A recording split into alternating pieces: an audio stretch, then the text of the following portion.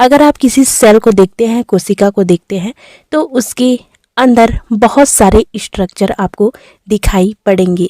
ये जो स्ट्रक्चर हैं वो या तो झिल्ली या किसी लेयर से घिरे हुए होते हैं या फिर उनमें लेयर या झिल्ली नहीं भी पाई जाती, और इन सभी स्ट्रक्चर को कोशिकांग या ऑर्गेनेल कह दिया जाता है, जो कि अपना काम अलग अलग तरीके से करते हैं और कोशिका को कंप्लीट करते हैं। आज हम जानेंगे कोशिकांग के बारे में। चलिए देखते हैं कोशिकांग कितने प्रकार के होते हैं। अगर आप यहाँ देखेंगे, जिन कोशिकांग में झिल्ली नहीं पाया जाता वो होते हैं हमारे कोशिका भित्ति या सेल वॉल, राइबोसोम। अगर देखें किन में एकल झिल्ली पाई जाती है तो वो होंगे हमारे रिक्तिका, लाइसोसोम, गोल्जी बॉडी और एंडोप्लाज्मिक रेटिकुलम। दोहरी झिल्ली या डबल लेयर का मेम्ब्रेन किन ऑर्गेनेल को घेर कर रखता है तो वो होंगे न्यूक्लियस, माइटोकॉन्ड्रिया और क्लोरोप्लास्ट। तो इस प्रकार से आज हम इन सभी को डिटेल से देखने वाले हैं। सबसे पहले हम देखेंगे प्लाज्मा झिल्ली या प्लाज्मा मेम्ब्रेन को। प्लाज्मा झिल्ली जो है उसे साइटोप्लाज्मिक झिल्ली भी कहा जाता है। ये एक पारगम्य झिल्ली होती है जो कि बाइलेयर लिपिड और प्रोटीन की बनी होती है। अगर आप देखेंगे प्लांट और एनिमल कोशिका तो दोनों में प्लाज्मा झिल्ली मौजूद होती है, और ये हमारी सेल को सुरक्षा प्रदान करती है क्योंकि ये सेल को चारों तरफ से घेर के रखती है और ये एक बाहरी लेयर बनाती है हमारे सेल के लिए। सेकेंड है हमारा कोशिका भित्ति या सेल वॉल। कोशिका झिल्ली जो है वो प्लांट और एनिमल दोनों में पाए जाते हैं, बट हमारी जो यहाँ पे कोशिका भित्ति या सेल वॉल है वो केवल प्लांट सेल में ही पाए जाएंगे। ये भी कोशिका झिल्ली के साथ सेल को चारों तरफ से घेर कर रखती है और एक बाहरी सुरक्षात्मक आवरण बनाती है। कोशिका भित्ति जो है वो सेल्यूलोज की बनी होती है पौधों में। अब हम नेक्स्ट देखेंगे कोशिका द्रव्य या साइटोप्लाज्म। कोशिका द्रव्य पौधे और पशु दोनों की सेल के अंदर पाए जाते हैं। ये एक जेली जैसा पदार्थ होता है जो कि सेल के अंदर पाए जाते हैं और इसी में हमारे जो ऑर्गेनेल हैं वो तैरते हुए पाए जाएंगे। पिक्चर में आप देख पा रहे होंगे एक सेल है, सेल के अंदर हमारा साइटोप्लाज्म है जिसमें सभी ऑर्गेनेल यहाँ पे पाए जा रहे हैं। तो इस प्रकार से कोशिका द्रव्य भी हमारे सेल के अंदर पाए जाते हैं। यहाँ पे हमारा ऑर्गेनेल है जो कि सेल का बहुत ही महत्वपूर्ण भाग है, उससे कहा जाता है न्यूक्लियस या नाभिक। सेल का न्यूक्लियस जो होता है वो 2 लेयर वाली झिल्ली से घिरा हुआ ऑर्गेनेल है जो कि सब प्लांट सेल में भी पाए जाते हैं और एनिमल सेल में पाए जाते हैं, और ये सभी यूकैरियोटिक कोशिकाओं में पाए जाने वाला ऑर्गेनेल होता है। ये सबसे बड़ा अंग है जो कि सेल्यूलर गतिविधियों को नियंत्रण करता है और सेल का जो पूरा काम है उसको कंट्रोल करने में यहाँ पे अपना काम दिखाता है। यहाँ पे अगर देखेंगे तो कोशिका में जो न्यूक्लियस है उसमें डीएनए पाए जाते हैं। संरचना के आधार पे अगर देखेंगे तो न्यूक्लियस गोल होता है और परमाणु झिल्ली से घिरा हुआ होता है या मेम्ब्रेन से घिरा हुआ होता है। केंद्र के अंदर अगर आप और देखने की कोशिश करें तो इनमें छोटे छोटे पिंड पाए जाते हैं जिन्हें न्यूक्लियोल्स कहा जाता है। इनमें क्रोमोसोमक नामक संरचनाएं भी पाई जाती हैं।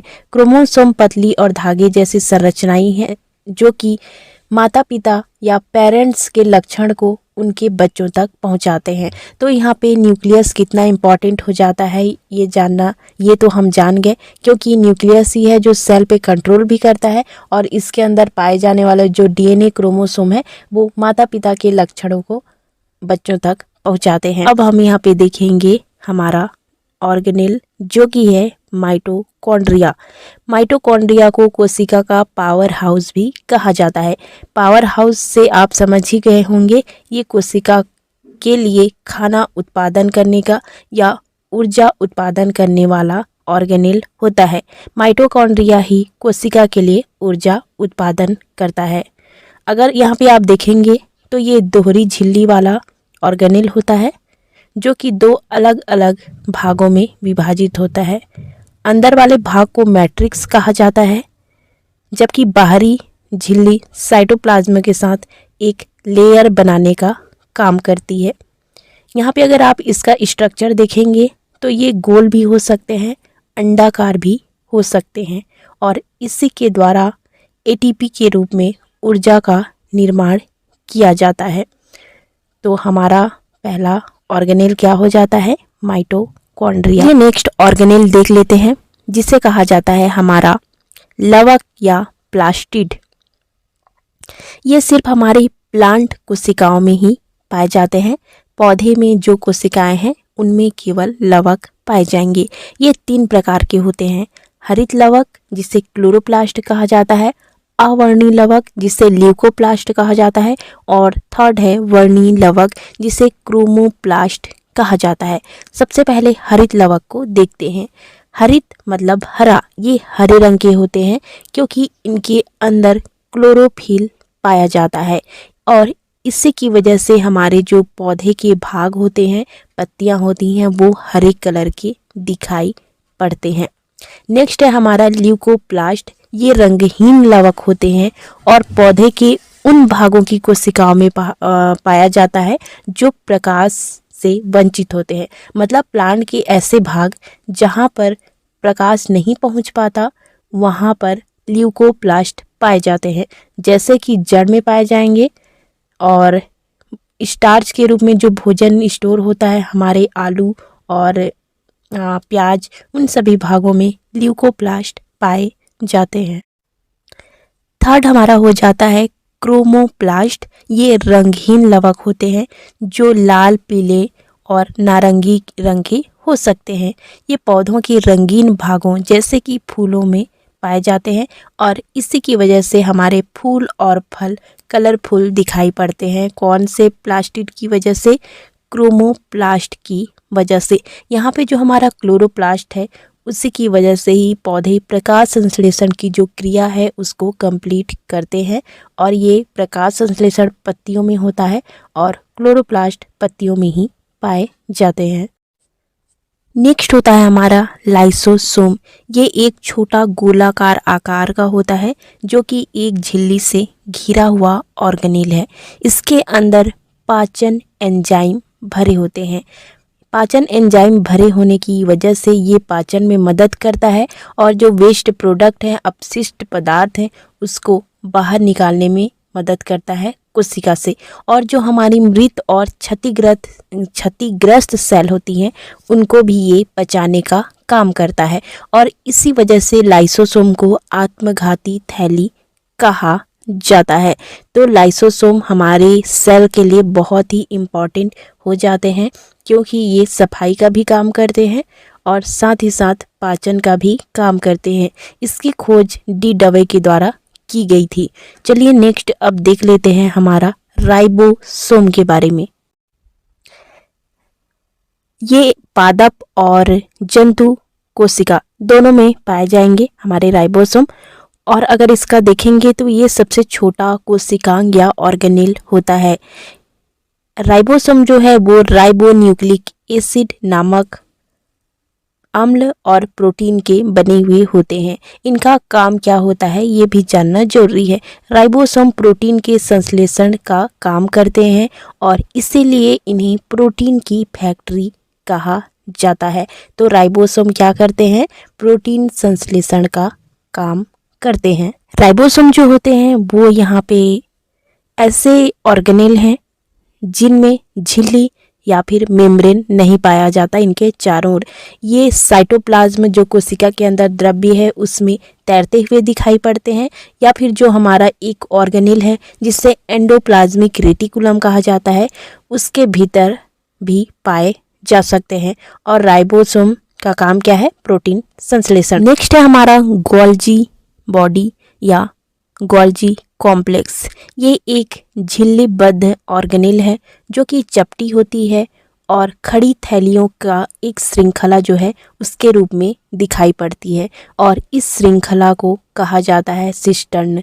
ये हमारी जो ऑर्गेनेल है वो मुख्य रूप से प्रोटीन और लिपिड के परिवहन के लिए और पैकेजिंग के लिए जिम्मेदार होती है। हमारी जो गोल्जी बॉडी है वो कोशिका के भीतर जो साइटोप्लाज्म पाया जाता है उसमें पाई जाती है और ये हमारे प्लांट और एनिमल दोनों सेल में पाए जाते हैं। नेक्स्ट हमारा ऑर्गेनेल है सेंट्रोसोम।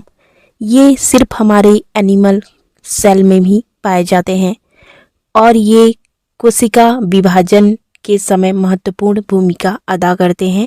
ये हमारे न्यूक्लियस के समीप पाए जाने वाली संरचनाएं हैं जो कि दो बेलनाकार संरचनाओं से मिलकर बने होते हैं और इन दो स्ट्रक्चर जो हैं सेंट्रोसोम को बनाते हैं उन्हें सेंट्रियोल कहा जाता है।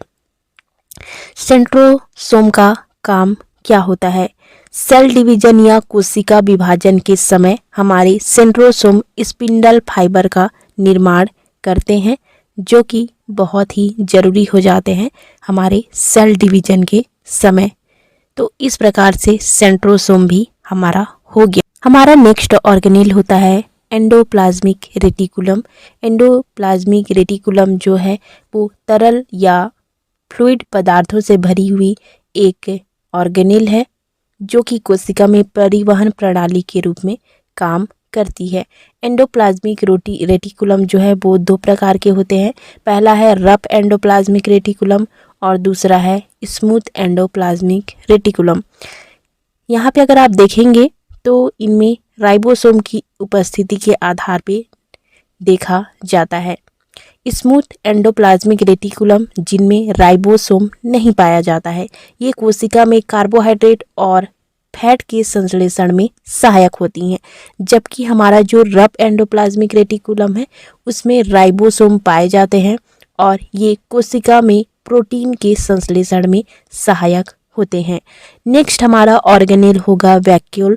वैक्यूल या राजधानी जो है वो केवल प्लांट कोशिकाओं में ही पाए जाते हैं।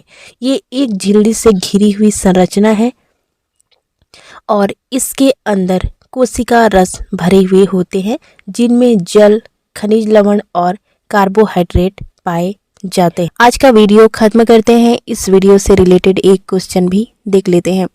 हमारा कौन सा ऑर्गेनेल पूरे सेल पे कंट्रोल करता है या नियंत्रण करता है?